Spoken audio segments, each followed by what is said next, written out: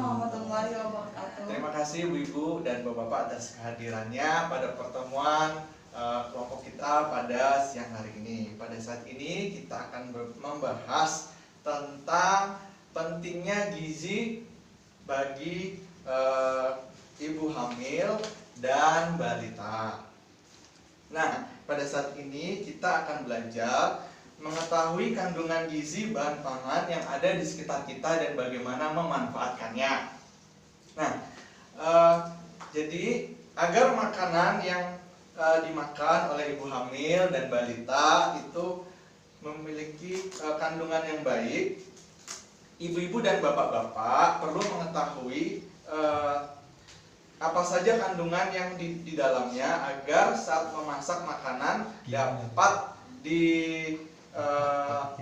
diolah dengan baik dan sehat.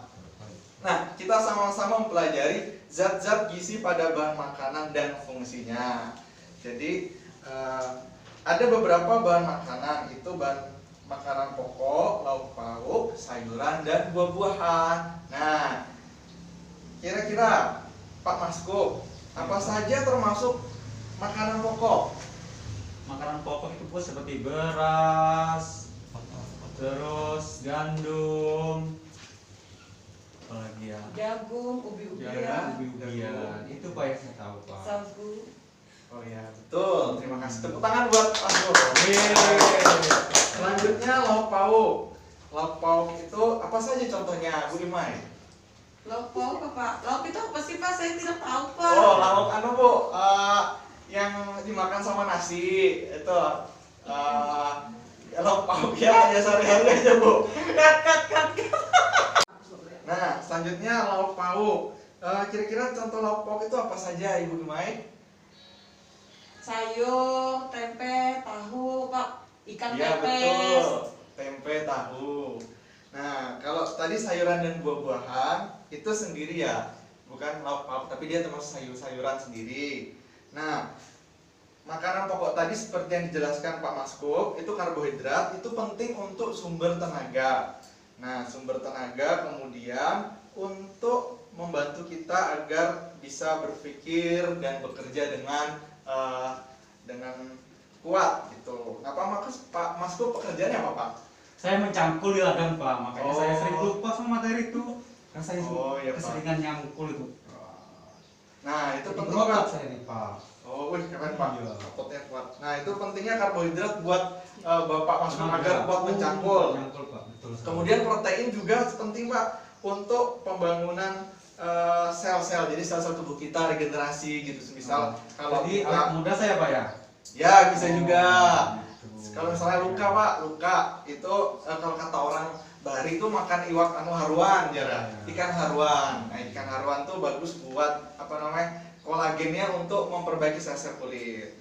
Nah, kemudian sayur-sayuran buah-buahan tadi seperti yang dibilang Bu Imai tadi penting itu untuk membantu proses kerja tubuh, mencegah berbagai penyakit. Nah, selanjutnya kita akan sama-sama mengidentifikasi atau mencari bahan-bahan apa saja yang ada di sekitar rumah ibu-ibu dan bapak-bapak sekalian. Nah, saya bagi kertasnya ya.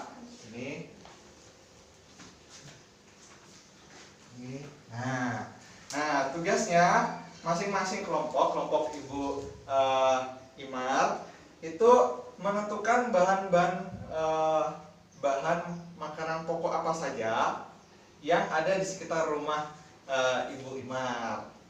Tadi apa saja, terserah. Kemudian Ibu Imai, lauk pauk yang ada di sekitar rumah ibu boleh lauk hewani ataupun misalnya tempe tahu gitu yang di sekitar rumah Bu Imai. Kemudian Pak Masko, buah-buahan dan sayur-sayuran.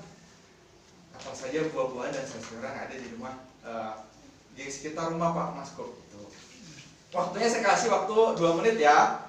Oke. Sip, ya, sudah selesai. Oke, dari Pak Masko dulu. Buah-buahan yang ada di sekitar rumah saya itu seperti yang mudah saya tanam ya Pak ya, yang hidup seperti pepaya, terus belimbing, mangga dan jambu. Kalau sayuran itu biasanya saya nanam itu katuk, terus apa lagi ya? Talas kencur Talas, itu ya. buat sayur sama kacang Ya. panjang. Itu yang mudah hidup di rumah saya, Pak. Oh gitu Pak ya. Ya terima kasih Pak Mas Gop. Selanjutnya Bu Imar. Ya, kalau Apa saja, di tempat saya tuh Pak banyak orang menanam padi Pak. Padi. Oh. Iya. Jadi Ya.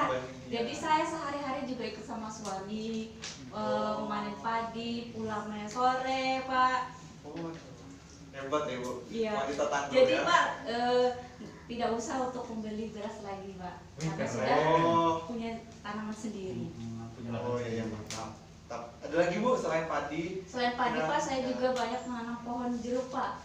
Oh jeruk. Oh Iya. ya buah. Nah. Yaitu ini sudah banyak berbuah, nantinya kemungkinan kami akan jual ke kota. Oh iya. Iya, Oke, terima kasih Bu Imar. Selanjutnya Bu Imai. Iya Pak. Apa saja Bu kira-kira protein lauk yang ada di sekitar rumah Ibu yang bisa didapat? Kalau saya di rumah itu menanam daun singkong Pak. Terus di depan rumah saya itu kan sedikit hutan, jadi ada Iya. daun belakai. Terus saya juga menanam labu kuning, kacang panjang, daun katuk, tomat, buncis, dan labu putih. Wah lengkap ya Bu ya. Iya. Wah mantap. Itu buat di shop itu enak ya Bu. Ya kalau labu putih sekarang ada di belakang rumah Pak. Oh iya ya. Nanti saya lihat Bu ya. Saya lihat Sekarang ini boleh. Oh iya, iya. Habis ini kita pertemuan Bu ya. Iya.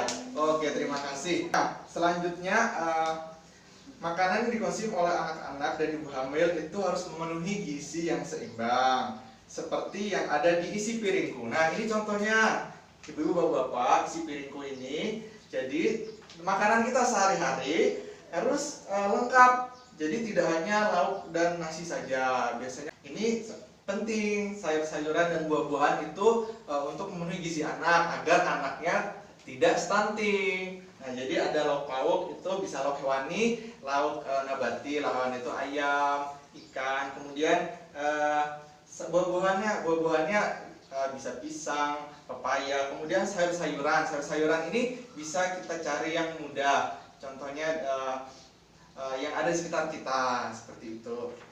Kemudian dan makanan pokoknya itu nasi atau jagung atau singkong. Nah, selanjutnya ada 10 pesan yang ingin saya bagikan. Nah, pesan ini sangat penting. Jadi pesan menu gizi seimbang.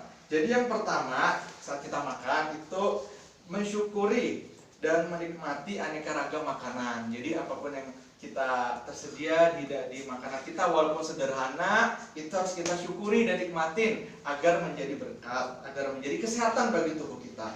Kemudian banyak makan buah dan sayur. Kemudian yang ketiga, biasakan mengkonsumsi lauk pauk yang mengandung protein tinggi.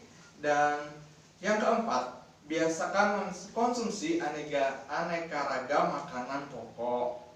Kemudian batasi konsumsi makanan yang mengandung gula tinggi, yang asin-asin, yang garam atau berlemak, karena nanti kalau gula tinggi itu bisa diabetes. Ya, kalau yang berlemak nanti bisa kolesterol gitu. Jadi dibatasin.